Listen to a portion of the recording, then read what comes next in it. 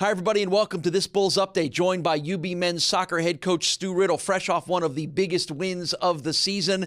Good to have you here. We'll talk about the big victory over West Virginia in a moment, Stu. But as we look ahead at 9-3-1, 1-1 in the MAC, you're getting close to that home stretch of the schedule, and you got 3 of the last 4 at home. So it sets up pretty well for your guys. Yeah, we couldn't ask for anything more at this stage of the year. I think in reality, if someone had said at the start of the season we'd be coming into these last 4 matches 9-3-1, we'd have snapped their hand off. So credit to the lads. Well, good. I don't think I said it, and I got both my hands, so I think we're good to go here. The 9 wins are the most in program history since 2008. Pretty nice accomplishment to any time you can tap those wins records in a season. It certainly is. You know, we've always wanted progression every season, and we've got that now. And again, we're looking for progression to go one step further in conference play this year. Well, it starts on Friday night. You've got a match against Western Michigan. Give me a little scouting report on the Broncos. A very good team. They've got an 8-4-1 record right now. Like many other teams in the conference this year, they're doing exceptionally well out of conference. And they'll be keen to come here and put a good showing in because they've tied their first 2 MAC games. All right, let's talk a little bit about last weekend's big win on the road at West Virginia. First time this program has ever won at West Virginia. It was a 2-1 victory, and significant because the last time you and I talked, you sort of pointed to that game a little bit as a measuring stick for your team. So what did you learn about your team? You know, we dealt with so much adversity. West Virginia are a team that have been in the top 25 for the bulk of the early part of the season.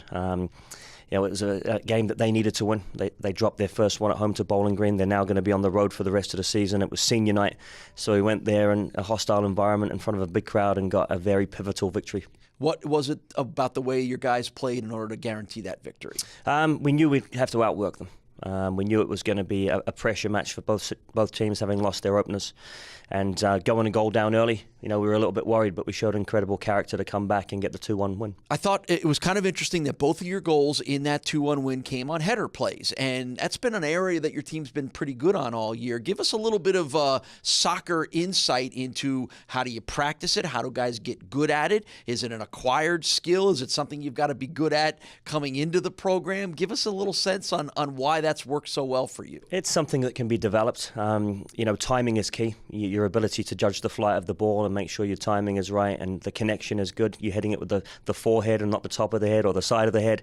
So it was really pleasing. We have been working on it a lot. It's very difficult for defences to deal with good balls that are crossed into the box, and we're lucky that we've got a couple of tall timbers in there that are very good with their head. So we got the 2 goals we deserved there. The tall guys certainly help, but the key is getting the ball in the right position and making sure the kick comes to the right area. Is that something that obviously can be worked on through practice? Absolutely. You know, it's something that's a staple for us on a weekly basis. And leading into the West Virginia game, actually, we did crossing and finishing every day because we knew it was an area that we could expose them. As always, let's check in on the latest progress for Russell Cicerone. 1 point shy of 100 for his career. He would be just the 2nd in UB school history and the 3rd in MAC history to reach that level. And again, he played a key role in the West Virginia win as well, too. Your best players need to rise to the occasion at the key points in the season. Is that what Russell's doing now? Yes, he is. He put in a terrific cross for Tommy's opening goal. And, you know, the challenge for the rest of the group was to see them step up as well. You know, we needed Scott Doney to get on the board. We needed Tommy to get his first goal of the season. It can't just be about one player. We need it to be a collective performance and guys chipping in. We need central defenders now chipping in from set pieces as well. So really pleased for Russell to get that wonderful assist. And he's probably a little bit disappointed he didn't get his 100th point because he had a couple of chances there late, but I'm certain that will come Friday night. All right, so how do you view this stretch of games that, you know, will get a little bit tougher, a little more on the road for you down the stretch here? How are you sort of looking ahead to this final stretch for the MAC? We've set ourselves up exceptionally well. 9-3-1 with 3 home games coming up. We haven't lost at home all season. You know, we haven't lost at home very much at all in the last 2 seasons. So it's a place the players love to play. We've spent 8 of the last 9 games on the road. We're looking forward to getting home. We love playing at home, and we're excited for Friday and a big crowd. All right, well, it's good to have you back. Good to have you comfortable. Good to have the guys ready to wrap this thing up and do it in strong fashion. Good luck down the stretch, Stu. Thank you very much. Stu Riddle is the UB men's soccer coach. Off to a great start this season, looking for an even better finish, and we thank him for joining us on this Bulls Update.